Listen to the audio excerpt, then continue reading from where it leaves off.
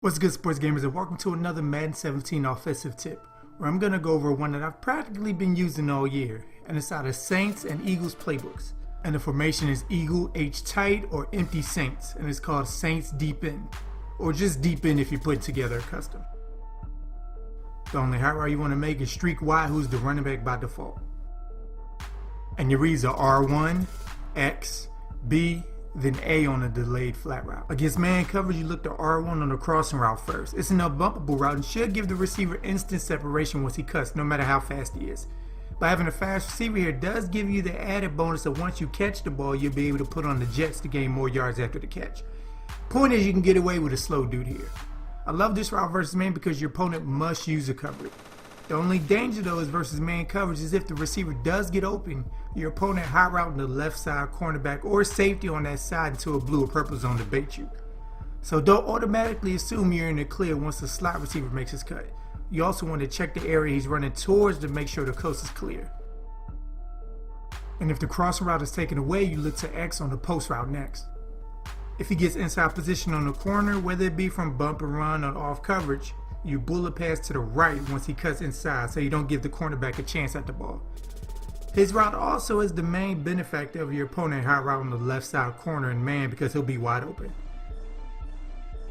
If he's also blanketed, you move on to Y on the streak. You give him a quick look to make sure the safety isn't cheating somewhere else, mainly to the post or crossing route, or you'll be able to lob it deep for a quick 6 points. And lastly is B on the dig route. I've gotten so many people on this route, mainly because they didn't expect it, especially from that deep. It's a simple pitchy catch for the receiver once he makes his cut to the inside, and the higher the route runner you have here, the faster his cut and the more separation he will create. Against cover 2, the crossing route isn't going to get many yards after the catch opportunities, and against this zone specifically, his chances for catches period will come towards the middle than the sidelines, unless your opponent runs cover 2 hard for that, which takes the CB out of the play entirely. But because the sideline defender, 99% of cover 2s in this game is still the cornerback, you want to feed the receivers the ball before he gets to the sideline area. And you move on to your next read if you haven't thrown to him by then, which is the X receiver running a post route, which is attacking one of the weaknesses of the cover 2, the seams. What's slick about the streak post route combo is the streak takes away the defender that converts the man on seam routes, so the post is running right behind him into an even bigger void than if the defender had stayed put. So be on the lookout for underneath defenders cheating back to stop this, or any safety creeping down on the route. And if the coast is clear, you just send him a nice bullet pass right down the middle. And if he's covered, you move on to the last read A on the blue flat route. Depending on the cover 2 your opponent picks, there will be yards here for a dump off, but if they pick cover 2 hard flat, you're throwing it away. Or if he never runs his route in the first place, we all been there. You're running for your life to end up throwing it away. Versus cover 3, this play is meant to make guys who run cover 3 pay, as it's set up for the big shot with the post route as the streak occupies the safety, a very common route combo, and it's harder for the underneath defender to help without giving up the crossing route or dig underneath. The only cover 3 that takes away the big play possibility deep naturally is cover 3 match, where the defenders convert to man coverage, but when that happens you just repeat what you do if your opponent is running man defense on you. Against cover 4, due to having 4 deep blues, they can cover the streak and post combo pretty well, so you want to work the crosser, dig, and blue flat routes underneath.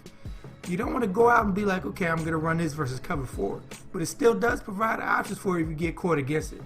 The goal is to stretch the underneath defenders to their limit with the crosser, who 99% of the time gets underneath the sideline defender's coverage, unless the user hot routes them to something like a hard flat. So you can easily outrun them to the sideline if that's not the case. And the blue flat dig combo puts stress on the inside linebacker's coverage.